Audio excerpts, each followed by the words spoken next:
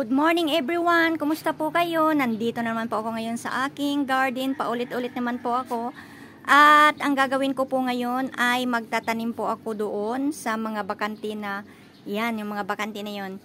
Kung nakikita po ninyo nung nakaraan, ako ay nag-ani po ng aking pitsay at ng aking mustasa. Kaya tataniman ko na po siya ngayon. Kaya samahan po ninyo ako at magtatanim po tayo ng aking mga bagong gulay. So, kung nakikita po ninyo itong bakante na ito noon ay kinuhaan ko ng pitsay. Pitsay ito dati. Ang itatanim ko ngayon dito ay ang okra. Kasi kailangan, gusto ko maraming okra. Magkaroon ng maraming okra. Parang may nabuhay na ano. So, ito hanggang dito, okra yun ang itatanim ko. Pero ito kasi bagong ano ito eh. Oh. Yan. Mag-ani muna tayo ng okra na itatanim natin. Ay, ayan. Ito oh. Hinog na kasi. Nahinog na. Napabayaan ko na hinog. Ito na lang kaya. So, aanihin natin dahil ayan. Ito ang itatanim natin ngayon.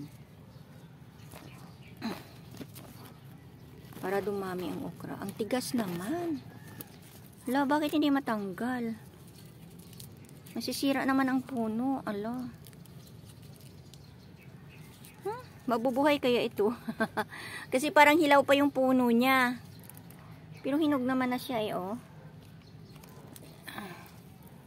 Ala. Purol na yata itong aking ano. Kunin ko na lang yun oh. Matanda na eh. Hindi ko makuha. Ito na lang. Kunin ko na lang yung bunga. Ayan oh. Yan. Kunin ko na lang yung bunga kasi hindi ko maputol. Baka masira ang puno. Pero sigurado naman na hinog na kasi maitim na oh. Pagka itim na, hinog na yan. Tsaka isa pa, naiinitan siya kaya direct ko na yan. Tingnan natin kung ano ang mangyayari sa kanya. Kung mabubuhay siya. Marami na pala itong isa eh. Oh. Hala. Hinog na talaga siya. Nalalagas na. Oh. Hala. Ayan, ayan, ayan. Okay. Lipat natin dito. Itanim natin dito.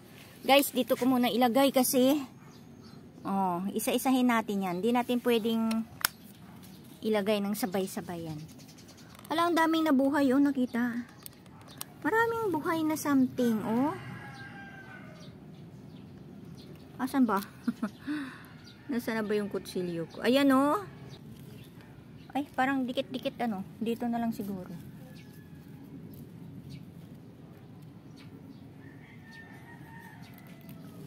Yan.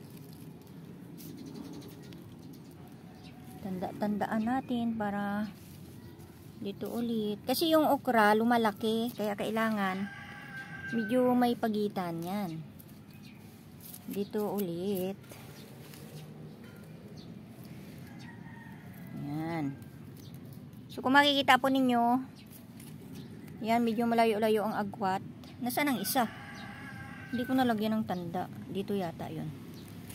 Okay, ayan na. So, dito pa, maglalagay tayo dito ng isa. Yehey! Marami ng okra. Dito ulit. Lah, wala ng tanda. Makakalimutan ko kasi kung saan eh. Lagyan ko muna ng ito. Palitan ko na lang mamaya. Tsaka isa ulit dito. Marami na tong okra kong ito. Oh, yan.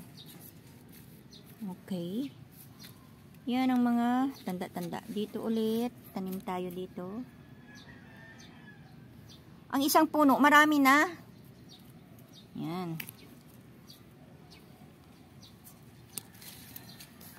Yung kinuha kong isang puno, marami na pala. Ang sarap to kapag nabuhay. Matuwa na naman ako nito. Mayroon na naman akong dilig-diligan. Mabilis lang magbunga guys. Yung tinanim ko doon sa sa kabila, wala pang isang buwan eh, wala pang isang buwan na tinanim ko, nagbunga na siya eh. Okay. So parang mainit na dito ulit. Ay, marami siya, marami ng puno. Ayan. Ang aking pangtanda dito, palitan ko na lang yan mamaya. Kailangan kasi may tanda, kasi kapag magdilig para nakikita ba. Ayan. Ano yung mga pangtanda ko? Kulang pala yung nakuha kong pangtanda. Ano kaya? Ito. Ito ulit. Maraming saluyot oh. Maraming nabuhay na saluyot. Parang kulang yung aking pananim. Dala-dalawa lang nilagay ko kasi para yan. So may 3 puno pa ako ditong kailangan. Wala na. Kukuha tayo ulit. Mayroon pa dito eh. Ito oh. Kukuha tayo dito. Pingasin natin tong isang ito. Ito lang. 3 lang naman ang kailangan ko. Ay, 6 na puno bali. 6. Kasi dalawa. Hala! Nagbuka na talaga siya lahat. Oh! Dalaglag na. Siguro yan. Oh. Ay. Sige lang, tanim ko ulit sa susunod. Okay, magdagdag tayo dito ng isa. 2 puno ulit. Yan. Pangtanda natin. Dito ulit. 2. Dalawa lang. Yan. Ito, tanda. At okay guys. Nataniman ko na lahat. Dalawa lang. Kasi mahirap kapag pag marami napupuno. Di sila lalaki. Okay. So yan, napuno ko na. Ayos na. Yan na. Aabangan ho natin yan. Dito tayo ngayon sa kabila. Magtatanim ako ng ito, mustasa. Ayan o, mustasa. Magtatanim ako ulit dito ng bagong mustasa sa pinagtanggalan. Yung tinanggal ko dati kasi para may kasunod akong aanihin sa susunod. Kapag tumanda na yung doon sa dulo, mayroon akong aanihin dito. Ba? So, pantayin muna natin ang lupa. Yan.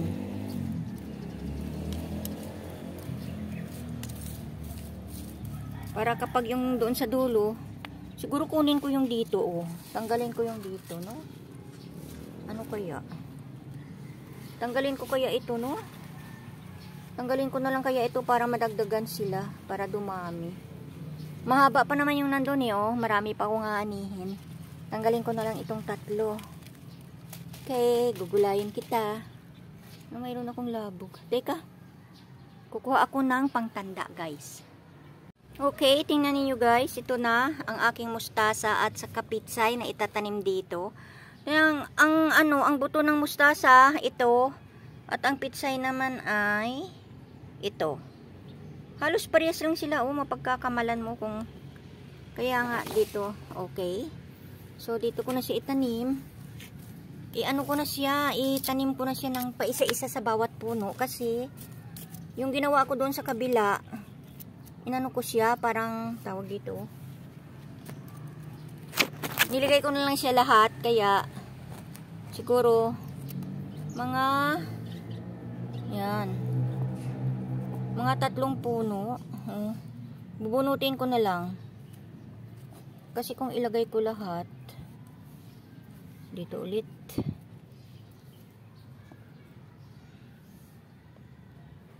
Yan. Tandaan natin. Maglagay tayo ng pangtanda kasi para pag magdilig, maeksakto siya. So, marami-rami ito. Yan. Dito. Nasaan na ba yung pangtusok kong kutsilyo? Ito na lang. Tanda na lang ala. Yan. Tama na siguro mga 3. Bunutin ko na lang kasi kapag crowded, nagka-crowded siya eh. At dito ulit. Kapag lumaki ito siya, yung nauna kong tanim, mamatay na siguro yun. So may susunod akong aanihin. Okay. Okay. Tama na yung tig 3. Marami na ito kapag na ano eh. Para hindi tayo maubusan ng gulay, ganun ang gagawin natin. Okay.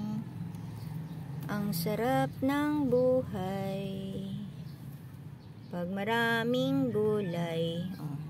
Okay. Ako parang malaglag. Okay. Marami na itong puno na ito eh. Sunod ko doon ang pitsay.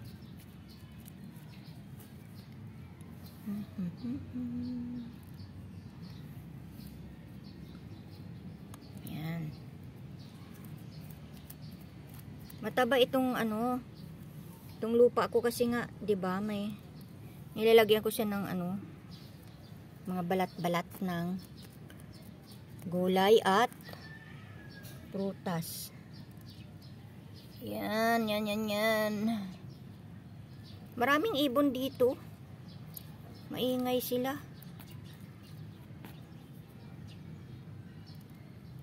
Yan. Hindi ko naubos yung ano ah. Pwede pa dito ang isa oh.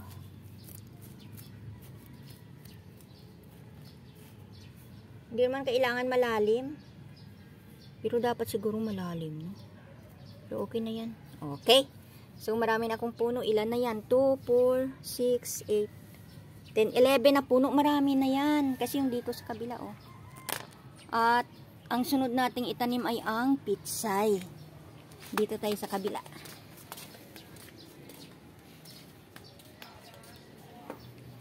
Yan, ang ating kapitsayan. Uy, kutsilyo ko na iwan. Sige lang. Oh, dito natin itanim ang pitsay. Para sa susunod na, tamo yung kangkong, oh. Tumutubo siya, eh, oh. Palaki-lakihan ko yan bago kukunin. Para pagka tumanda tong mga ito, pag mamatay na tong mga ito, taba, no, oh.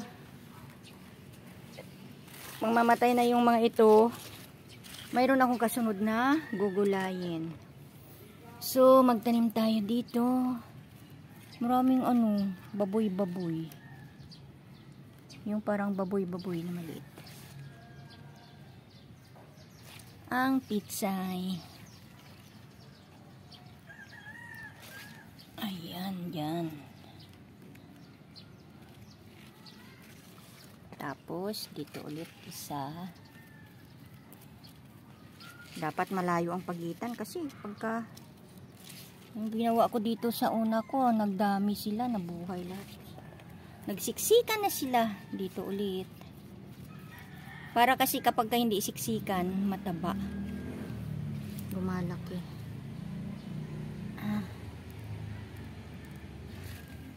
Ayan. Wala nang pantanda. Ang ito may dito. At dito ulit. Dati kasi nanghihinayang ako sa space na ano, pinagdikit-dikit ko sila, yan tuloy. Hindi lumaki ang iba. Yan oh, hindi lumaki ang iba. Ito malaki. Kasi maluwag siya, nag-iisa oh. Dito oh, hindi naglaki masyado. Pero malaki din naman. Hindi lang lumaki ng matabang-mataba. Dito. Marami pa akong pantanim. Kaya hindi ako mauubusan. Kaya lang mag-i-expired na. Nag-i-expired din siya. Pagka hindi naubos, nag-i-expired din eh. Kaya, sayang din. Namamatay. Ay, ibig sabihin, hindi siya nabubuhay pagka itanim, hindi siya nabubuhay. Kasi expired na. Okay. Bunutin ko lang kapag may sobra. So, ganyan lang guys ha. Ilan ang natanim ko? 2, 4, 6. Dagdagan ko pa ng isa dito pala oh. May isa pa dito. May 7 na puno ako sa susunod. Okay na yan. Yan. Dito. So, ay wala na. Yan. Oh. Okay, guys. Yan na lang. So, marami na naman akong bagong tanim. Bantayan po natin to dahil i-update ko po kayo kung anong mangyayari. Baka ang mangyayari sa susunod, mag-abutan yan sila. Baka hindi pa namatay o hindi ko pa naubos itong una kong tanim. Itong una kong tanim na ito, baka lumaki na itong mga sa susunod. Di okay, hindi ako maubusan. Ito yung kangkong ko, magtanim ako ulit ng bago kasi medyo naubos na sila. So, paano guys? Hanggang dito na lamang muna. At maraming salamat ulit sa pagsubaybay sa aking rooftop garden. At bantayan po natin kung kailan tutubo yung aking mga tinanim at i-update ko po kayo. So, maraming salamat. Bye-bye.